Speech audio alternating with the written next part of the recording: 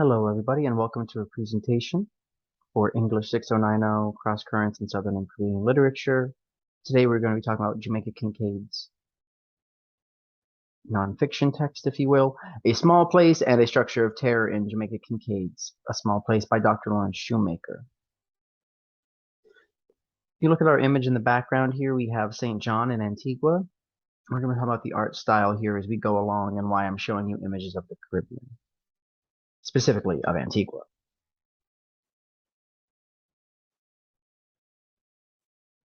There we go.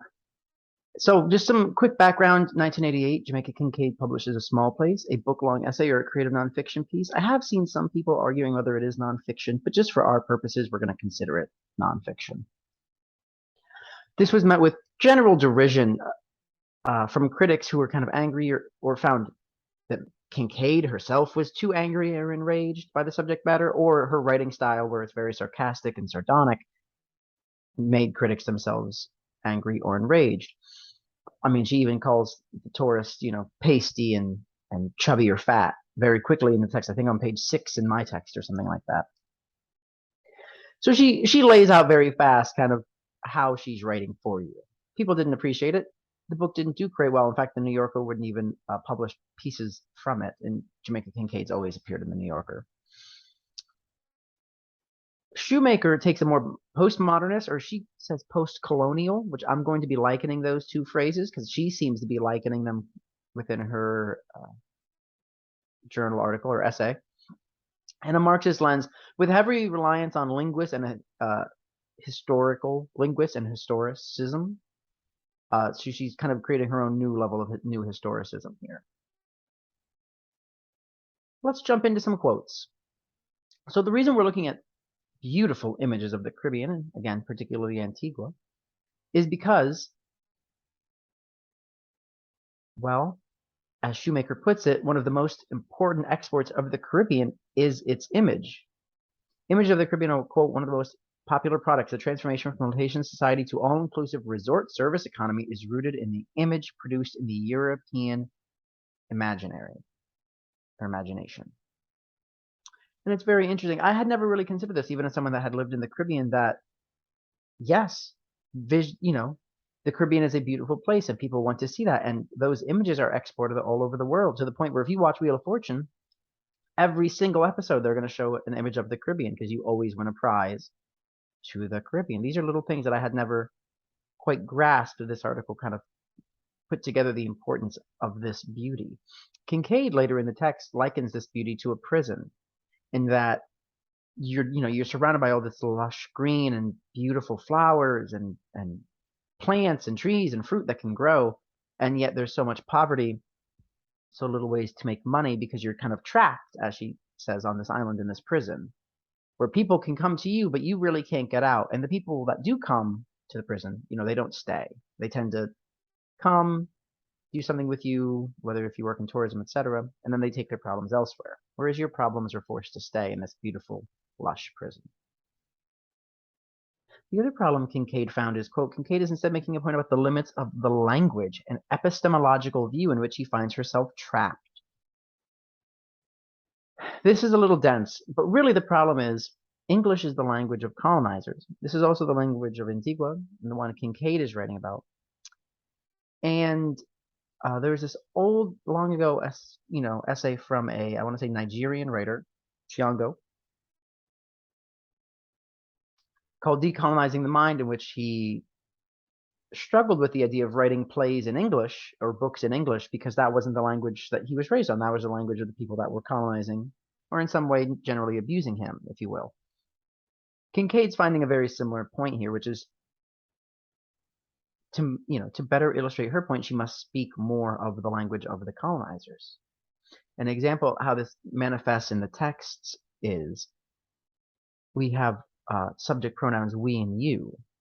And also we have the idea of master and slave. And sometimes, especially towards the 4th section of the book, those kind of get intermingled a little bit in a way that a lot of critics found troubling. And in a way that Shoemaker also addresses towards the end of her essay as well in pages 101 to 103. The other quote here is, I argue that nonfiction essays teach us not only how to read ourselves and dialogue with the text with others, but also how to read affect as instructive for shaping those opinions, those positions. I want to combine that with the idea again on language, right? How we're reading the affect of Jamaica Kincaid and how it's coming across to us, right? We all have our own ideographs or our own concepts. They kind of all have to blend together in this type of text. And Jamaica Kincaid does a very good job of making it more difficult for the reader, as I gave with the we you master slave example.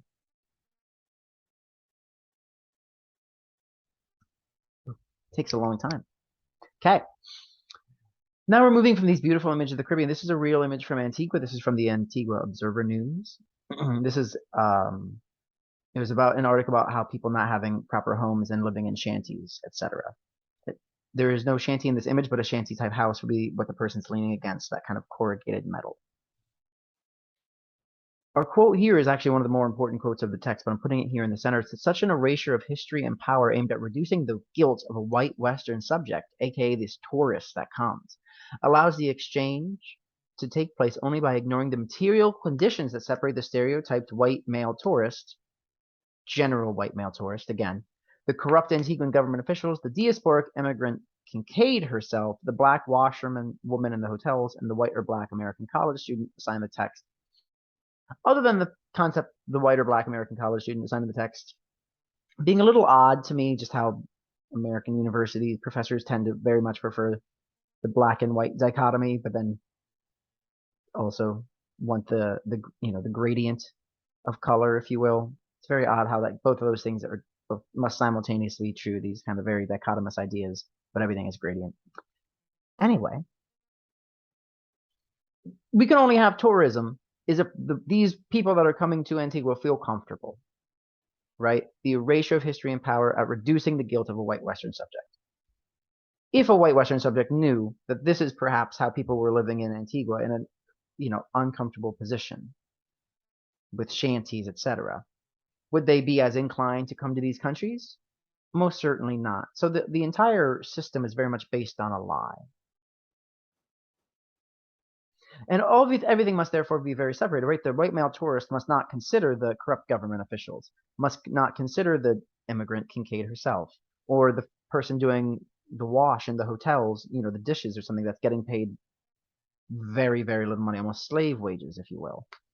Everything must be very disconnected for the tourism industry to occur.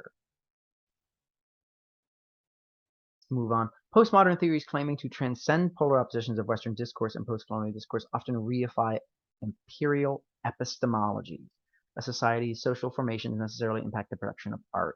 That's what I really wanted to focus here. A society's social formations necessarily impact the production of art, namely literature. Shoemaker is making that point in connection with Kincaid here, right? How the social formations of Antigua had such difficulty forming as she was growing up with hurricanes, the closure of the library, as we learn in the text, the obvious, disgusting tourism industry. We learn about Kincaid's mother being a political advocate and the 1980s Minister of Culture. I do not know if that person's alive anymore. And the run-in between her mother and the 1980s Minister of Culture. These shape a small place and has shaped, therefore, Kincaid's writing on it and why it is generally so negative and why most critics found her to be insufferable or maybe a more gendered stereotype of a woman within the critics' debasing of a small place. If you cannot tell, I'm a big fan of this text and of Jamaica Kincaid. But these postmodern theories claiming to transcend polar oppositions of Western discourse are not doing that. They're really just kind of reifying these epistemologies. They're kind of like making these ideas, which we thought were just ideas, these epistemologies, these concepts of knowledge, and they're making them almost practicalities or something that is tangible.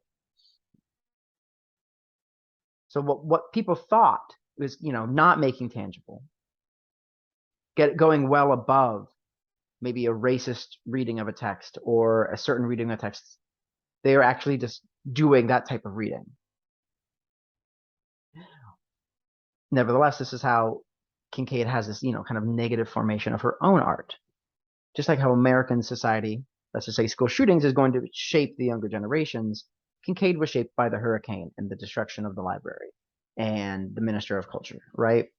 All these things have shaped her, just like Americans are shaped the same. I want to connect this back as well with the idea of language and of the general poverty Kincaid writes about in A Small Place. How can all of these things kind of be handled all at once in such a small text? Kincaid's doing a very delicate juggling act. And I do think, not that my opinion matters too much, but at times it gets a little bit confusing both within Shoemaker's text and Kincaid's text about what's being juggled and where exactly, although Shoemaker does a very good job trying to break it down. We're going to move here too. We've talked about, blaming the white male tourist who's kind of pudgy and fat. We talked about the government officials not building the new library and the white colonizers. I think it was not the Coral Reef Club, but it was at that club in the text. And they have the money, but they're not going to do it. I believe it was Princess Margaret also came to to Antigua at this time. Whew, so many Caribbean countries being named. Here's a picture more recently of, I believe this is Prince Harry, not big on the royal family, but I believe that's who this is, having come to Antigua to visit. This happens very often where duchesses or royals come to Caribbean countries and kind of just show off and take pictures. A quote here from Shoemaker is, Kincaid's narrator shows dissatisfaction with Antiguans, not outright contempt. A lot of Antiguans felt that there was outright contempt being shown by Jamaica Kincaid toward them and their culture, especially as she was an expat who is now a Harvard professor and doesn't generally live in Antigua. She was banned from Antigua for a time. I don't believe she still is. But it's a very important concept because I think, and I was speaking with an English teacher about this very recently, actually a former principal here in New Orleans, about how so much of the text that we assign young people, especially regarding Black Americans or African Americans or Caribbean Americans, generally tend to deal with suffering, and very much less of it is dealt with uplift. I think what Kincaid's trying to get at here is saying, hey, well, she does not have outright contempt for Antiguans. She's saying that there is some, not necessarily victim, she's not trying to victim blame that Antiguans have had it so bad, but that there must be some level of autonomy within the Antiguan people. They all jumped and sang and danced for Princess Margaret when she came and Prince Harry when he came, and yet these are the same people that have historically been holding them down. One of these hands is not equaling the other. Something isn't adding up. That is what Kincaid's attempting to get at here in her very dense text in A Small Place. Let's jump into our next double quote here of Jamaica Kincaid. Take that idea of dissatisfaction with Antiguans and keep moving. Quote, how the position of the narrator is defined by the certain turn somehow avoided that has led to a different class standing from the majority of the natives that she has identified with. And then it goes into the bank example from the text. Nevertheless, it's worth noting that while Jamaica Kincaid was absolutely a daughter, her mother then had 3 sons. I know this because I teach Jamaica Kincaid's text Girl every single year. It's one of my, it actually was observed this year as a teacher, teaching Jamaica Kincaid. So I know a bit about her past life, but now, nevertheless, she is no longer that poor girl from the story Girl who raises her 3 brothers and has a deadbeat father with a more active stepfather and a mother who is putting more effort into the sons than her. Jamaica Kincaid is no longer that young Antiguan woman. Jamaica Kincaid is a Harvard professor living in Massachusetts and Connecticut, right? She is in an income bracket probably higher than every single one of us. So it's very fascinating then when she's the one writing this critique of Antiguans. And you can imagine how, as an Antiguan person, saying, hey, you were one of us, but now you're a millionaire Harvard professor, and feeling a bit put off. Not only do the Antiguans put off, but the white tourist can also feel put off because, again, this certain turn must demonstrate that she is in a different class standing now. She is an immigrant. She has expatriated. I don't know what the term you would use. She is immigrated from Antigua. Our last little quote here next to the right of Jamaica Kincaid's face, while some post-colonial critics have generally expressed a desire to move beyond the violence of the past, Kincaid demands that terror is felt not just in remembering past events, but in the very articulation of the present. So this is the idea of the accumulation of everything that's happened in the text to this point. From that beginning where that pudgy white couple is on the beach getting sunburned, and that's just the quote that it seems stuck in a lot of critics' minds. So I keep bringing it up. Stuck in my mind after I read it because I had to read it 30 times. But we move to the library, to the reef club, to the banking system, to the hurricane, to Princess Margaret, all the way back to the idea of the island as a prison. All of these things, these past events, must come up in the present if to be fixed. And that's one thing Jamaica Kincaid doesn't do. She doesn't say this is how to fix it. This is how I would fix it. It's much more a critique and explaining a parsing out, if you will, of Antigua, which will lead us to our discussion questions.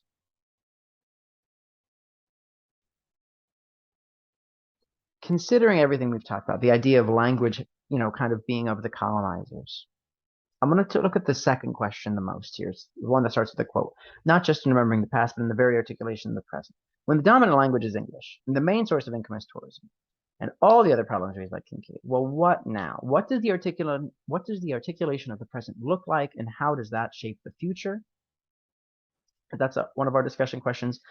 The one above it is Kincaid's anger, writing tone, and general outlook on tourism in the Caribbean justified? And if yes, does her position as an expatriate of Antigua and Harvard professor impact her own ethos? Which generally was where a lot of the criticism of this text comes from. And the last thing I really do want to focus on, and I know I'm running a little bit late on time here, but what level of autonomy or blame should be placed on the people of Antigua?